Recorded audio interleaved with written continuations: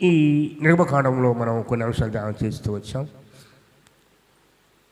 నిర్మకాండం అంతా కూడా విశ్వాస యొక్క జీవితమే. లేదు ఇంకా తేడాగా చెప్పాలంటే మీకు ఈ సంవత్సరం మన ప్రయాణం, ఈ సంవత్సరం మన ప్రయాణం.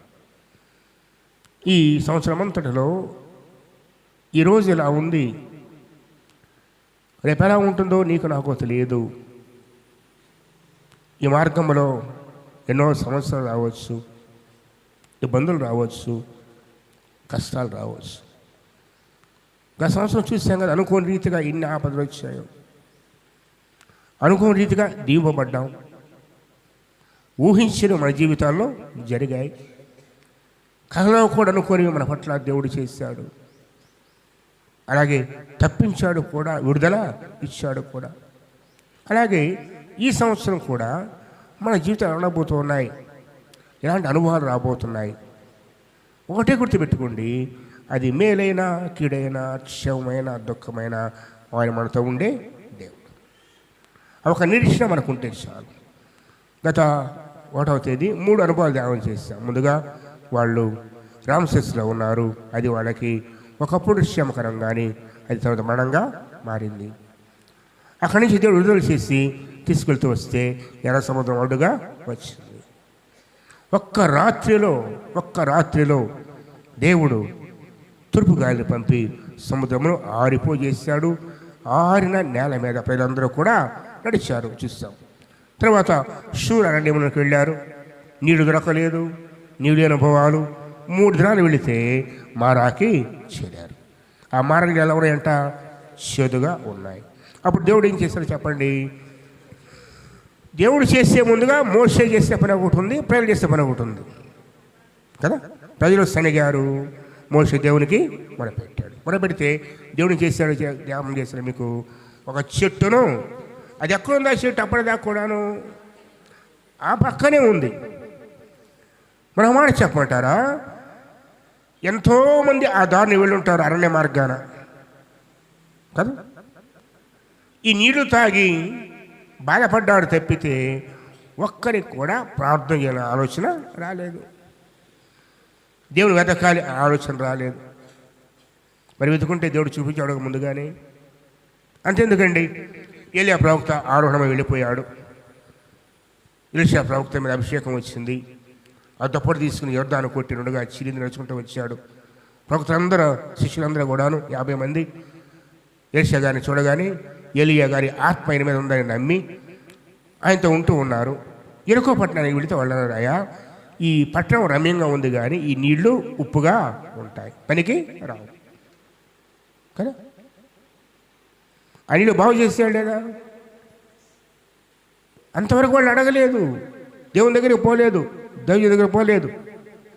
ఎప్పుడైతే దేవుడు కార్యము చేశాడో, దేవుడికి మొరపెట్టారో, అప్పుడు కార్యము. ఇదే ప్రార్థన యొక్క అనుభవం. మన జీవితాలు కూడా అంతే. కష్టం రాగానే అడిగిన పరిగెత్తడం కాదు. మన జీవితంలో మనం ఏం చేస్తున్నామంటే ఎంతకాలం కూడాను అన్ని మార్గాలు మూసుకుపోయిన తర్వాత, ఏ డాక్టర్ వల్ల కాదంటే, ఎవరి దగ్గర డబ్బులు పుట్టినప్పుడు, ఇంకెవరు సహాయము చేయరు అన్నప్పుడు ఎక్కడికి వెళ్తున్నావు? దేవుడి కాడికి వెళ్తున్నావు. అదే ముందుగాను మోకరించి దేవునితో సహవాసం కలిగి ఉన్నప్పుడు, దేవుని ఆశ్రయించినప్పుడు నువ్వు ఆయన దగ్గరికి వెళితే ముందుగా మనకు అది మేలుకరం కదా. ఈరోజు నేర్చుకున్నాం మన జీవితాల్లో. మొట్టమొదటి దేవుని దగ్గరికి వెళ్ళాలి, ఆయన రాజ్యాన్ని వెతకాలి. ప్రభు చెప్పింది అదే, అడుగుడు మీకు ఇవ్వబడ్డా అన్నాడు. అడగాలంటే దేవునితో సహవాసం ఉండాలి, ఆయన శ్రద్ధపడుతూ ఉండాలి, ఆయనతో సరైన సంబంధం కలిగి జీవిస్తూ ఉంటే ధైర్యంగా ప్రతి సమస్య కూడా ఆ కృపాసమ దగ్గరికి పోగలము, అడగగలము, ప్రార్థన చేయగలము, పొందుకోగలము. మోషే అడిగాడు, దేవుడు ఒక చెట్టు చూపించాడు. ఆ చెట్టును నరికి ఆ నీళ్ళ వేయగా నీళ్ళ మొదలములుగా మార్చబడ్డాయి. ఈ చెట్టు వాక్యానికి సూచన, క్రీస్తు ప్రభువుకు సూచన జ్ఞాపకం చేస్తాను. తర్వాత 4వ అనుభవానికి వెళ్ళినట్లయితే చూడదైతే ఈ అరణ్యపు అనుభవము. ఇది 16వ అధ్యాయం నుంచి వరుసగా వస్తాయి కూడా. 16వ అధ్యాయం నిర్మకాండము చూడదైతే 16వ అధ్యాయానికి వెళదాం దయతో. తర్వాత ఇశ్రాయేల సమాజమంతైన ఎలీము నుండి, ఎలీం అంటే ఏంటి చెప్పాం మనం? 70 ఈత చెట్లు, 12 నీటి బుగ్గలు. మారా తర్వాత ఎలిముకు తీసుకొచ్చాడు దేవుడు. ఎలిముచి ప్రయాణమైపోయి ఐగుప్తు దేశంలో నుండి బయలుదేరిన 2వ నెల 15వ దినమున ఎలీమునకును సినాయికిని మధ్య ఉన్న సీను అరణ్యమునకు వచ్చిరి. సీను అంటే అర్థం ఏంటంటే ముళ్ళు లేక బురద. ఏంటమ్మా? ముళ్ళు లేక ముళ్ళలో కాలేస్తామా? బురదలో ప్రయాణం ఎలా ఉంటుంది? కష్టమే కదా. అరణ్యం అంటే కష్ట మార్గం. ఇప్పుడు ఎలీము నుండి ఈత చెట్లు 70 ఈత చెట్లు ఉండి 12 ఇండి బుగ్గలను ఆపరేషన్ వెంటనే సీను అరణ్యానికి వచ్చేస్తారు. ఎరణమంతా ముళ్ళు బురద. మన జీవితాలు అంతే. కాసేపు కష్టము, కాసేపు ఆశీర్వాదము, కాసేపు సంతోషము, కాసేపు దుఃఖము, ఒకదాని వెంట ఒకటి వస్తూ ఉంటాయి. ఈ ప్రయాణం కూడా అంతే. మారణ మొదలంగా మార్చబడింది. సంతోషించారు, ఎలిముకి వెళ్ళారు, సంతోషించారు. వెంటనే వారి ప్రయాణంలో కొద్ది దూరం వెళ్ళగానే సీను అరణ్యము, ముళ్ళు బురద. అంతటితో ఊరుకోలేదు ఆ ప్రజలు. ఈ అరణ్యానికి వచ్చిన తర్వాత వీళ్ళకి సరుగుడు మొదలైన సమాజంలో గత వారం జ్ఞాపకం చేస్తాను, ప్రార్థన చేయగానే సనగొద్దు. ఒక ఇబ్బంది కలిగిందా, ఒక కష్టం కలిగిందా, ఒక ఆపద కలిగిందా, ప్రార్థన చేయి ఒప్పుకుంటాడు. కానీ సణిగితే దేవుడు ఒప్పుకోడు. సనుగులు ఎలా ఉంటుంది? సనుగుడు మనకు తెలుస్తుంది. సనుగుడు నేరం మోపటం, నిందలు మోపటం, వేరొకరి మీద నీ వల్లే నీ వల్లే నీ వల్లే. సనుగంటే ఇదే. నువ్వు చేయలేదు, నువ్వు చేయలేదు, నువ్వు చేయలేదు. ఇదే సనుగుడు. వీళ్ళ సనుగుడు ఏంటంట? చూడలేదు. 2వ వచనం చూద్దాం. ఆ అరణ్యములో ఇశ్రాయేలు సమాజమంతా ఏ ఒక్కరు మినహాయింపు లేదు. అందుకే వాక్యం ఉంటుంది, అందరూ పాపము చేసి మెహమని పలికారు. ఈ శనిగ విషయంలో కూడా ఏ ఒక్కరు, నేనైనా నువ్వైనా ఏదో దిన శనిగవాడమే. దేవుడు కృపతోడుగా ఉన్నా, దీవిస్తూ ఉన్నా, సమృద్ధిస్తూ ఉన్నా కూడాను చిన్న ఆపద రాగానే లేదా చిన్న లోటు రాగానే మనందరం కూడా శనిగేవాడమే. అందుకే అన్నమాట, సమాజమంతయు మోషే అహరోను మీద శనిగాను. ఇద్దరే కనపడింది ఎదురుగా నాయకులు. శనిగి ఇశ్రాయేలులు, మేము మాంసము వండుకొని కొండల యొద్ద కూర్చుండి తృప్తిగా ఆహారము తినప్పుడు యెహోవా చేతి వలన మేమేలా చావకపోతిమి. ఏంటంట? మాంసం లేదని చావాలంటున్నారండి. ఏం లేదని? మాంసం లేకపోతే చావాలనుకున్న వీళ్ళు ఎవరైనా ఉండారా? చావనంగానే మిగతా పనులు చేస్తాం కొన్ని కదా. చావు అనేమాట రాదు కానీ తొందరగా ఇక ఏం చేయాలి అన్నీ చేస్తూనే ఉంటాం. ఏం లేకపోతే చెప్పండి, ఆదివారం లేకపోతే వీళ్ళు కూడా అంతే. యెషయాలు అంటున్నారు, మేము మాంసపు కొండల యొద్ద మేము మాంసం వండుకొని కొండ దగ్గర కూర్చుండి, అంటే వండుతూనే తింటున్నారన్నమాట. వండి కొండ దగ్గర కూర్చొని తృప్తిగా ఆహారము తినప్పుడు యెహోవా చేతి వలన. ఇంకో మాట, ఎప్పుడు తిన్నారు ఇలా? ఎప్పుడు తిన్నారు? ఐగుప్తులో. ఎప్పుడు తిన్నారు? ఏ దేశం అది? ఏ ప్రాంతం అది? ఏ ప్రాంతం? ఇప్పుడు కాదు, వాళ్ళున్న ప్రాంతం ఏంటది? గోషెన దేశంలో రామ్సేన్ అనే ఆ పట్టణంలో వాళ్ళు ఆ శ్రమను మర్చిపోయారు ఆహారం కోసం. అందుకే దేవుడు అంటాడు యేసా గురించి, ఒక్క పూట కూటి కొరకు. మనందరం అంతే. ఎంత క్రమం ఉంటామో భోజనం కాడికి వచ్చేసరికి ఒక్క పూట కోసం. అసలు ఆరాధన ఎంత క్రమంగా పాటలు పాడతాం కదా, ఆరాధన అస్థితాన చప్పన కొడతాం, పనుల కొద్దిగా వచ్చింది భోజనాలు అనగానే ఎవడు ఏడతాడు పక్కన?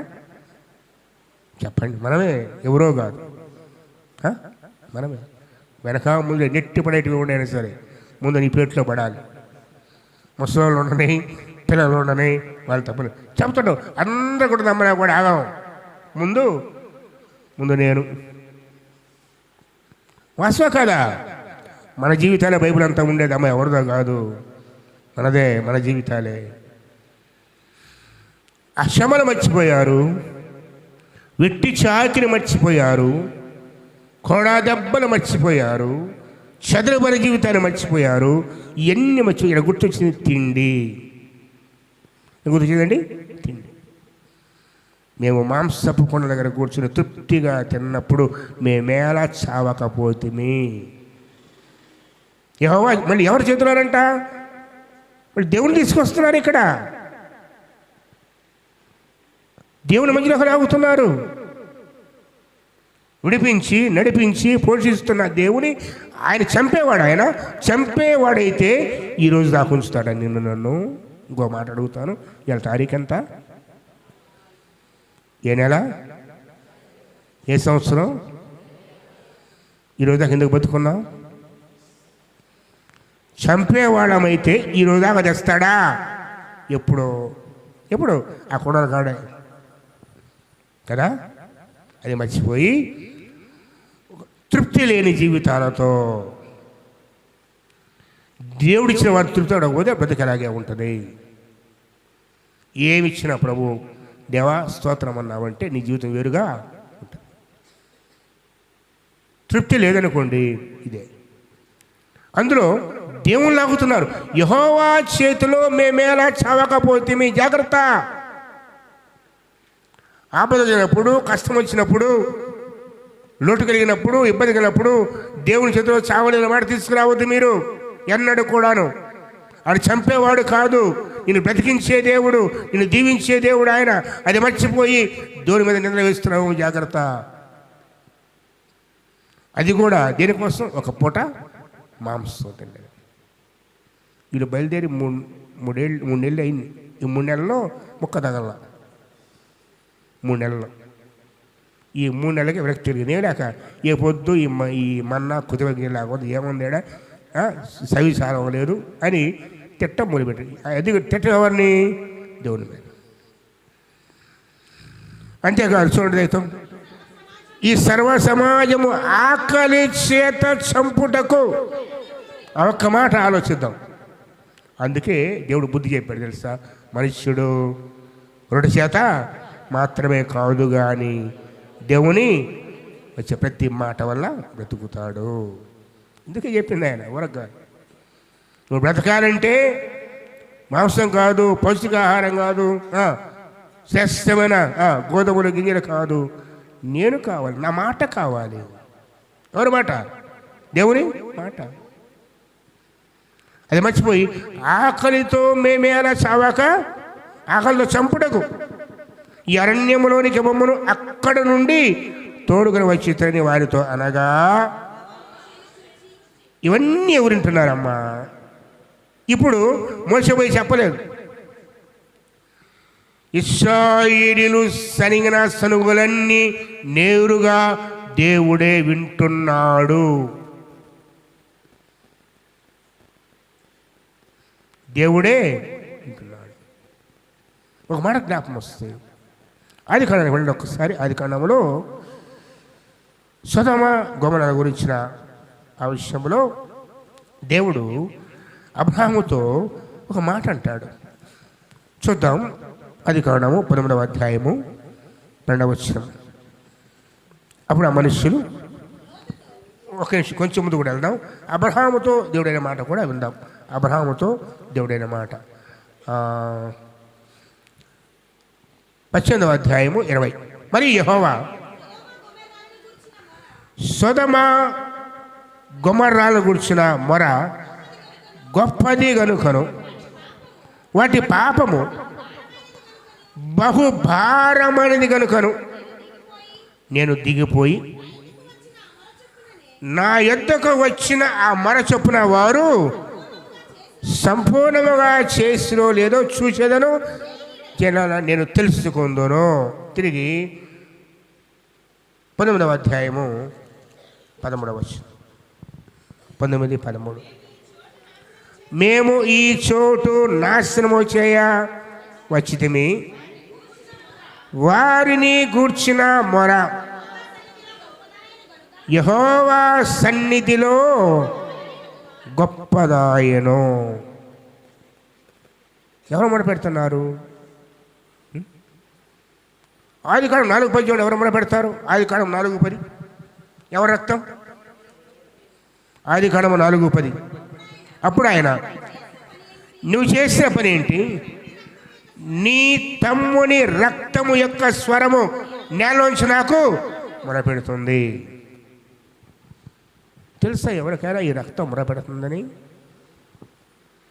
మనం అన్యాయం చేస్తే అన్యాయం కూడా మొరపెట్టింది. 18:20 ఆదికాండం 18:20 మనం చూస్తాం. 18:20 మరి యెహోవా ఏమన్నాడు? సొదొమ గొమొరకు వచ్చిన మొర వీరి చేత బాధింపడ్డవారు, వీరి చేత అవమానపరచబడ్డవారు, వీరి చేత కీడు పొందిన వాళ్ళు మొర పెడుతుంటే ఆ మొర నా సన్నిధికి యెషయా మనకు శ్రేష్ఠమైన మాట ఉంటుంది. యెషయా 3వ అధ్యాయము 9వ వచనం. యెషయా 3:9. వారి ముఖ లక్షణమే వారి మీద సాక్ష్యం ఇచ్చును, పాపమును మరుగు చేయక సొదొమ వారి వలి దాన్ని బయలుపరచుదురు. ఉన్నారు వారి చాలు తమ ముఖ లక్షణమే వారి మీద తీర్పు తెలుసు. ఇలా దేవుడు చూచినప్పుడు, ఆయన విన్నప్పుడు, ఈ అధ్యాయంలో చూస్తే ఈసారి మోషే అడగలేదు, అయ్యా ప్రభువా వీళ్ళు ఏడుస్తున్నారు ఆహారం కావాలని. అహరోను కూడా ఎమ్మర పెట్టలేదు. వీరు మోషే మీద సనిగే సనువులు దేవుడు వింటున్నాడు. యెహోవా దేవునికి వ్యతిరేకంగా మాట్లాడే మాటలు, యెహోవా చేతిలో మేమేలా చావకపోతివి అనే మాటలు ప్రభు వింటున్నాడు. విని వెంటనే ఏం చేస్తాడు చూడదు. ఇతను నిర్గమకాండంలో చూద్దాం. యెహోవా మోషేను చూచి, ఇదిగో మీరు ఆకాశము నుండి కురిపించేదను, వారు నా ధర్మశాస్త్రము అనుసరించినట్టు లేదో అని నేను వారిని పరీక్షించినట్లు ఈ ప్రజలు వెళ్ళి ఎలాంటి పత్యము ఆనాడే కూర్చుకోవాలి. అంటే 7వ వచనం చూడదైతే, యెహోవా మీద మీరు సనిగిన సరుగులు ఆయన వినుచున్నాడు. యెహోవా మీద సనిగిన సరుగులు ఆయన వినుచున్నాడు. 11వ వచనం. అప్పుడు యెహోవా మోషేతో ఇట్లేను, నేను ఇశ్రాయేలు సరుగులు వింటిని, ఇశ్రాయేలు సరుగులు వింటిని. నీవు సాయంకాలమున మాంసం తిందురు, ఉదయమున ఆహారం తృప్తి పొందుదురు, అప్పుడు మీ దేవుడు యెహోవాను నేనే అని చెప్పాడు. కాగా సాయంకాలమున పురేడులు వచ్చి వారి పాడెమును కప్పెను, ఉదయమున మంచు వారి పాడెము చుట్టూ, ఆ మంచు ఎగిరిపోయిన తర్వాత నూగు మంచు వారి సన్నని కణములు కనబడాను. ఇశ్రాయేలు దాన్ని చూసినప్పుడు అది ఏమీ తెలియక మన్నా అన్నారు. ఇదేమి మన్నా అంటే ఇదేమి. ఇలా అరణ్య మార్గములో ప్రయాణపు వేళ ఈ అరణ్య మార్గము ఏమి దొరకని ప్రదేశము, ముళ్ళు బురదల దేశం అది. ఇలాంటి స్థితిలో కూడా వారు అడిగింది దేవుడు ఇచ్చాడు, అడగనిది కూడా దేవుడు ఇచ్చాడు. అడగంది ఏంటి? మన్నా. వీళ్ళు అడిగింది మాంసము, కానీ ప్రభు ఏమి ఇచ్చాడు? మన్నాను కూడా ఇచ్చాడు. దాదాపు 40 సంవత్సరములు ఇశ్రాయేలీయులు కనాను దేశంలో అడుగుపెట్టి ఆ దేశం పంట తినే వరకు కూడా ప్రతిరోజు ఒక్క విశ్రాంతి దినం తప్ప. విశ్రాంతి దినం కుర్చీదా? ఎందుకు కొరవదు? ముందు రోజే కూర్చుకోవాలి. మనకు పనులన్నీ ఆదివారం కదా, వాక్యానుసారంగా పనులు ఎప్పుడు చేయాలి? ముందు రోజే చేసుకోవాలి, ఆ రోజు కాదు. ఎందుకు ఆలస్యం ఏంటంటే మనకు చెప్పే సాకు ఏంది? పని కాలేదు. చూడండి, వాక్యం ఎప్పుడు మాట ఎంత శ్రేష్టంగా ఉంటుందంటే, వాక్యం ఎప్పుడు మాట చూడదు. అయితే 23వ వచనం, అందుకు అతడు యెహోవా చెప్పిన మాట. ఎవరు చెప్పిన మాట? యెహోవా చెప్పిన మాట ఇది. రేపు విశ్రాంతి దినము, అది యెహోవాకు పరిశుద్ధమైన విశ్రాంతి దినము. మీరు కాల్చుకోవాల్సింది కాల్చుకోండి, వండుకోవాల్సింది వండుకోండి, ఉదయం మిగిలిన ఉంచుకోండి అన్నాడు. మోసే ఎవరు ఉంచుకుంటే అది పురుగు కంపుకోవట్లేదు, పురుగు పట్టలేదు. విశ్రాంతి దినమున ఆహారం దొరకదు, దొరికినా అదేమైపోద్ది? పడైపోద్ది. మిగతా రోజుల్లో ఒక్క పూట ఆపితే పడైపోయేది. అలాంటిది విశ్రాంతి దినమున దేవుడిచ్చిన ఆజ్ఞను బట్టి వారు కూర్చుకున్నారు, వండుకున్నారు, దాచిపెట్టుకున్నారు. అది కంపు కొట్టలేదు, పురుగు పట్టలేదు. ఇది దేవుని చిత్తం. ఇది దేవుని చిత్తం. 27వ వచనం చూడండి. అట్లు జరిగను, ప్రజల్లో కొందరు, మనలాంటి వాళ్ళు ఇల్లు కూడా, ప్రజల్లో కొందరు 6 రోజులు కష్టపడతాం, దీవిస్తాడు దేవుడు. 7 రోజు కూడా ఏదో దొరికితే వెళ్తాం కదా. ప్రజల్లో కొందరు 7వ దినమున దాన్ని కూర్చొని వెళ్ళగా వారికి ఏమియో దొరకలేదు. అటువంటి వాళ్ళు దేవుడు తెలుసా? ఎంత కన్నింగ్ మాట తెలుసా అంటున్నాడు దేవుడు. అందుకు యెహోవా మోషేతో, మీరు ఎన్నాళ్ళ వరకు నా ఆజ్ఞలను, నా ధర్మశాస్త్రమును అనుసరించి నడవనన్నారు? చూడుడి, నిశ్చయముగా యెహోవా ఈ విశ్రాంతి దినమును ఆచరించడం సెలవించడం కనుక 6వ దినమున 2 దినాల ఆహారం దేవుడు మీకు ఇస్తాడు. ప్రతివాడు తన చోటే నిలిచి ఉండాలి. 7వ దినం ఎవడు తన చోటికి బయటికి వెళ్ళకూడదు. ఇది అరణ్య మార్గమున ఆహారం ఇచ్చిన దేవుడు. ముళ్ళు బుర తప్ప లేని ఆ సీను అరణ్యములో తన ప్రజల కోసమై వారు మాంసం అడిగితే 40 సంవత్సరాలు పోషించడానికి దేవుడు మన్నాని ఇచ్చాడు. అందుకు తాగలేదు. ఆ వెంటనే 15వ దినానికి వచ్చేసరికి మరి మరుసటి రోజు చూడదు 15వ అధ్యాయం తరువాత ఇశ్రాయేలు సర్వ సమాజము యెహోవా మాట చొప్పున తమ ప్రయాణములో సీను అరణ్యము నుంచి ప్రయాణమైపోయి రెఫీదీములో దిగిరి. ఎక్కడ?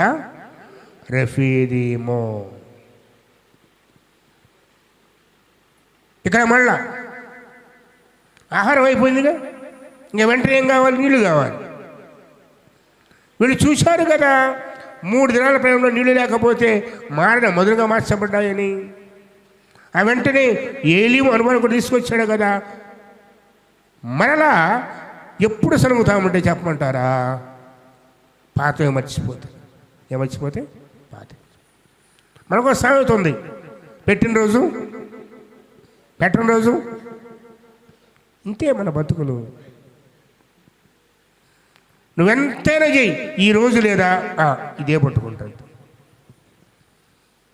అంతే కదా. ఇంతగా దేవుడు నడిపిస్తూ వస్తే నీళ్ళు లేవని మరలా సరగటం మొదలుపెట్టారు. రెఫీదీములో దిగారు. ప్రజలు తమకు త్రాగ నీళ్లు లేనందున మోషేతో వాదించుచు, త్రాగుటకు మాకు నీళ్ళేమో, ఇప్పుడు మాకు నీళ్ళు కావాలి అర్జెంటుగా. మోషే, మీరు నాతో వాదింపనేరా, యెహోవాను శోధింపనేరని వారు చెప్పాను. ఆ ప్రజలు నీళ్ళు లేక దప్పికొని మోషే మీద సరుగుచు, ఇదెందుకు? మమ్మలను, మా పిల్లలను, మా పశువులను దప్పి చేత మళ్ళీ కావాలంట చంపుటకు, చావు.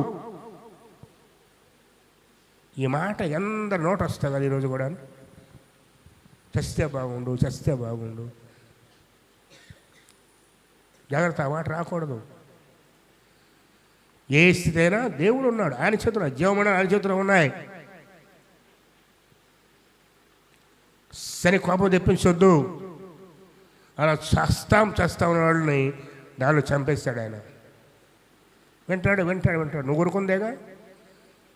కోరుకుందేగా సవారి మాట ఎవరు కోరుకున్నారు? నువ్వే. చస్తే బాగుండు, అది నీకు మీద సరిపద అంటాడు అంతే. అర్థమైనా? మళ్ళీ అంటున్నారు దప్పికొని ప్రజలేక చావడానిక ఇక్కడ తీసుకొచ్చారు. అప్పుడు మోషే యెహోవాకు మొరపెట్టుచు, ఈ ప్రజలు నేనేమి చేస్తున్నాను? మరి కాసేపటికి రాళ్ళతో కొట్టి అంత కోపంగా ఉన్నారు మోషే మీద. మోషే చేసేవన్నీ మర్చిపోయారు. మోషే ద్వారా దేవుడు చేసేవన్నీ మర్చిపోయారు. చివరికి వారి నాయకుని ఆ చివరి చేయడమా చివరిది వారి నాయకుని రాళ్లతో కొట్టి చంపడానికి కూడా సిద్ధపడ్డారు. ఎంత దుర్మార్గులు కదా ప్రజలు. అది ఒక్కసారి అందుకు యెహోవా అది ఎంత దయగలవాడంటే చూడండి, ఓడ్చుకుంటా వచ్చి చివరి లెక్క చెబుతాడు. ఏమని? ఈ 10 మార్లు నా మీద తిరగబడ్డారు. ఇవన్నీ లెక్క రాస్తుంటాడమ్మా, తెలుసా? లెక్క పెడతాడు అన్నీ కూడా. ఇన్నిసార్లు చనిగారు, ఇన్నిసార్లు సావాలన్నారు, అన్నీ లెక్క రాస్తా ఆఖరికి 10 దాటగానే గీత గీసి ఈ ప్రజలంతా ఈ 10 మార్లు నా మీద తిరగబడ్డారు, వీళ్ళు ఏ ఒక్కడు వాగ్దానదేశం చేరడు. ఇక్కడే ప్రతి వాడు రాలిపోయేదాకా ఎడతిరగాలి. అనుకుంటాం కదా ఏం జరగలేదు, ఏముందిలే, బెదిరించాము దేవుణ్ణి, శనిగాము దేవుణ్ణి, బెదిరించి పొందుకున్నాం దేవుని దగ్గర. కుదరదు. లెక్క రాస్తున్నాడు ఆయన. ఆయన ప్రేమ ఎంత ప్రేమ అంటే ఓడ్చుకుంటూ వచ్చాడు. ఆఖరికి ఓర్పు గల దేవుడు కూడా లెక్క ముగించాడు.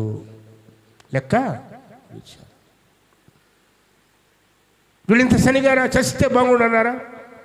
ఏం కోపడలా. ఆహారం కోసం శనిగారా, లెక్క రాస్తాడంతే, కౌంట్ చేస్తాడంతే. 2వసారి 3వసారి 4వసారి లెక్క రాస్తున్నాడు. ఇక వీడు శనిగితే మళ్ళీ ఏం కోప్పాడు? వెంటనే మోసే పిలిచాడు.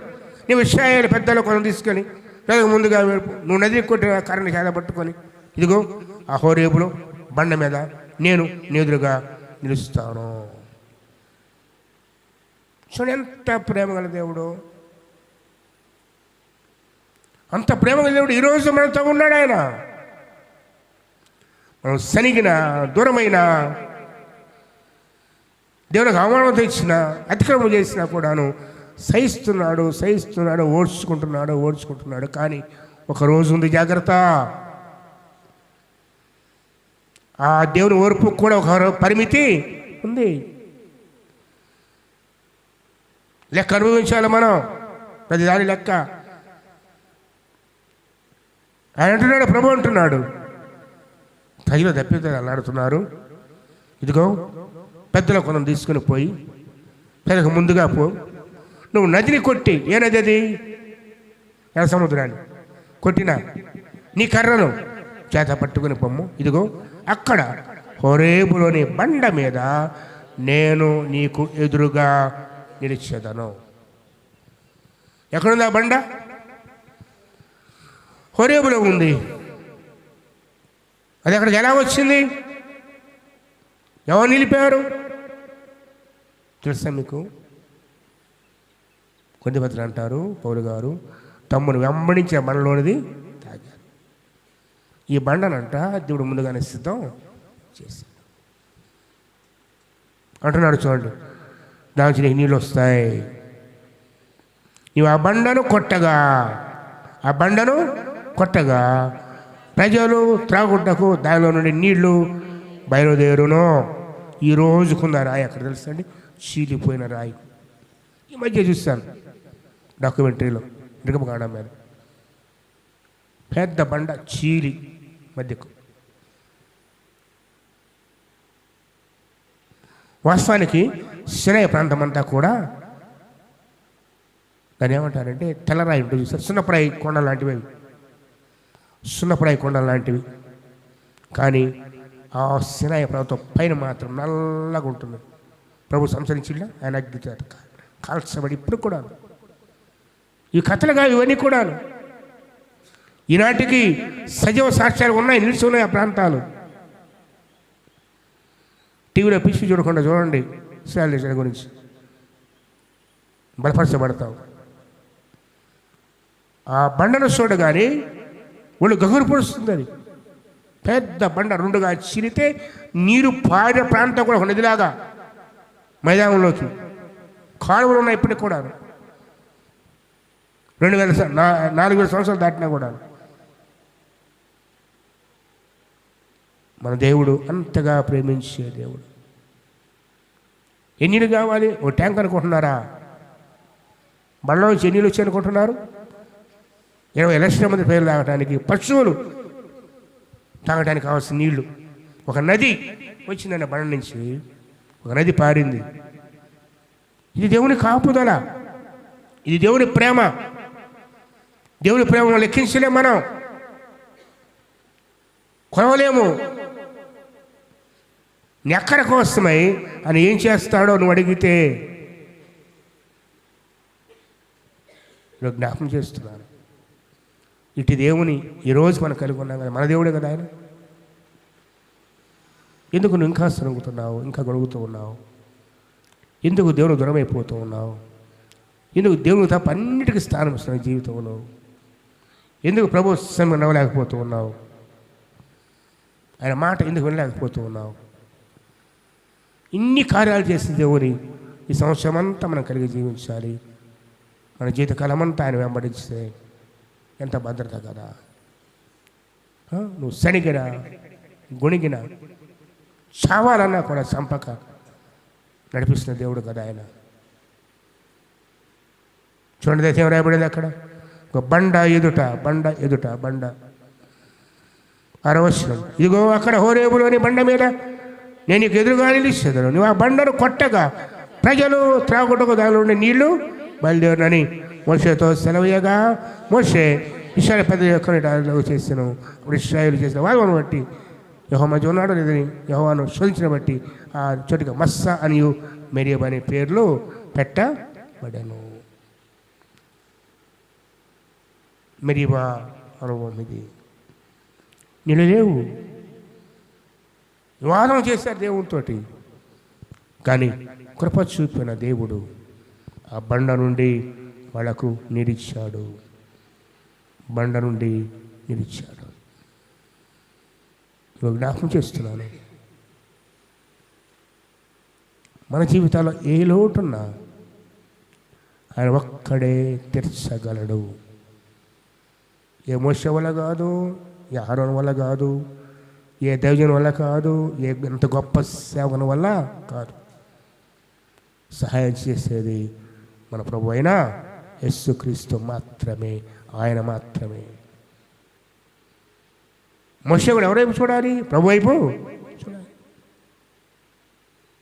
ఆరోన్ కూడా ఎవరైపు చూడాలి? ప్రభు వైపు చూడాలి. యోషువైనా ఎవరైపు చూడాలి? దావీదని ఎవరైపు చూడాలి? మరి కేవలం తన సాధన వాడుకుంటాడంటే సహాయం చేసేది దేవుడు. ఈరోజు సహాయం చేసే దేవుని వదిలిపెట్టి మనుషులు పట్టుకుంటున్నావు కదా.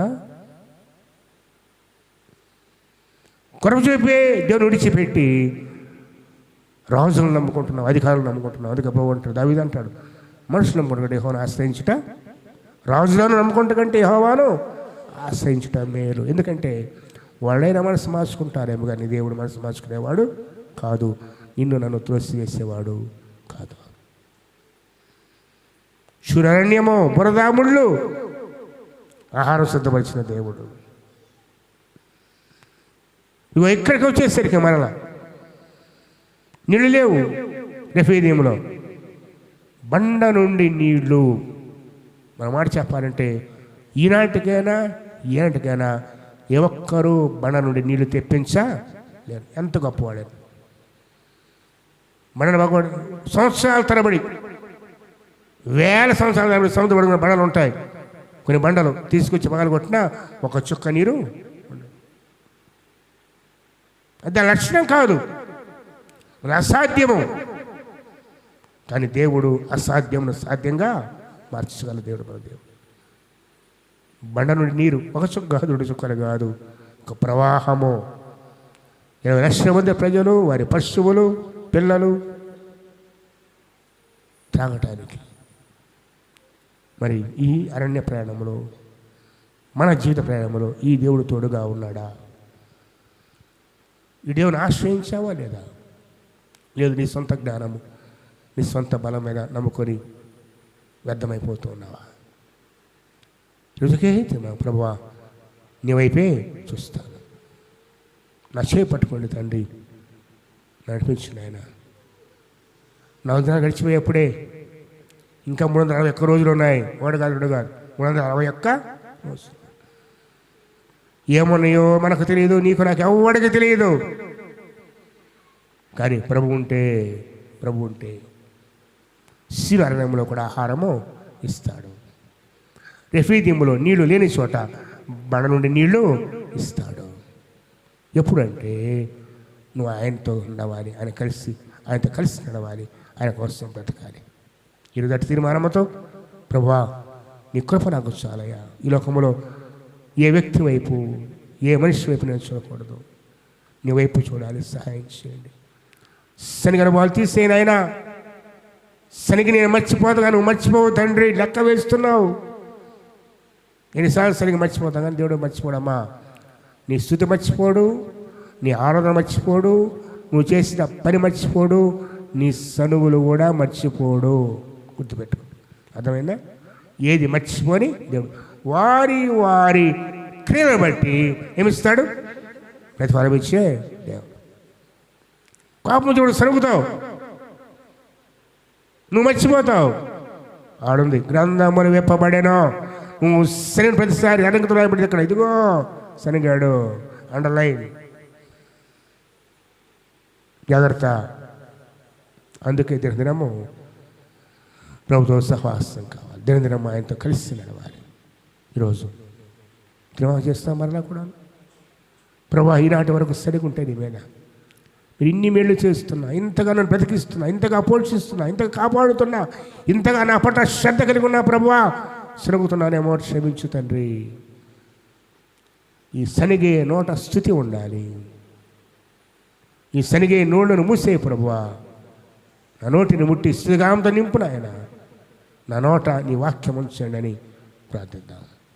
అప్పుడు లెక్కలోకి తీసుకురావడము, క్షమిస్తాడు, కొట్టివేస్తాడు. లేదు సంఖ్య పెరిగిపోతూ ఉందనుకోండి, ఒక దినాన వీటన్నిటి గురించి దేవునికి లెక్క చెప్పక తప్పదు. ఏదేముందైనా పశ్చాత్తాపడి ఈ అరణ్య మార్గంలో దేవుడు తోడుగా ఉన్నాడు, నడిపిస్తూ ఉన్నాడు.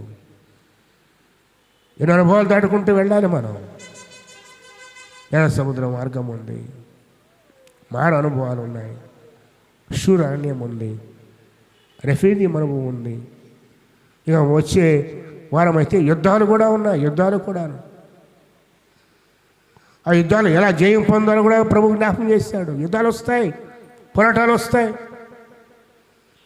ఈ సంవత్సరంలో ఈ పోరాటంలో జయం పొందాలని ఏం చేయాలో ప్రభు చెప్పాడు. ఇది వాక్యానుసారమైన జీవితం, ప్రభు చూపిన మార్గం. ఈరోజైనా బ్రతక మార్చుకొని, జీవితాన్ని మార్చుకొని, మన చెడు మార్గములు విడిచిపెట్టి సరైన మార్గము ప్రభువు చూపిన మార్గములో ప్రభుతో కలిసి నడుద్దాం. అట్టి కృప ప్రభువారు నీకు నాకు మనకు దయచేయండి గాక. తల ఉంచండి, ప్రార్థించుకుందాం. ప్రభుల టైం ఉంది, దయతో సమయం వచ్చింది, మొహర్దాం దయతో ప్రార్థన చేసిన తర్వాత కార్యక్రమం వెళదాం. మోహరించండి, ప్రార్థన ఒకరు ఇతడు ఇంకోసమై దీంతో ప్రార్థించమని కోరుతున్నాను. వచ్చే వారాన్ని ముగిస్తాను. నాకు 3 అంశాలు ఉన్నాయి, అమలు ముగించుకొని తిరిగి క్రొత్త అంశాన్ని వెళదాం. గుర్తు చేశాను, ఈ సంవత్సరం అంతా శిష్యత్వము అనే అంశాన్ని ప్రార్థన తీసుకుపోతున్నాను. ఆ శిష్యులుగా ఉండాలంటే మనం ఏం చేయాలో, ఎలా బ్రతకాలో, వెంబడించాలో, విశ్వాసం కాదు శిష్యులు ఉండాలి ప్రభు కోరిక. అడి జీవితాలు ప్రభు చేయాలని ప్రార్థిద్దాం. ఒకరించండి, ఒకరు ప్రార్థన చేయడం దయతో.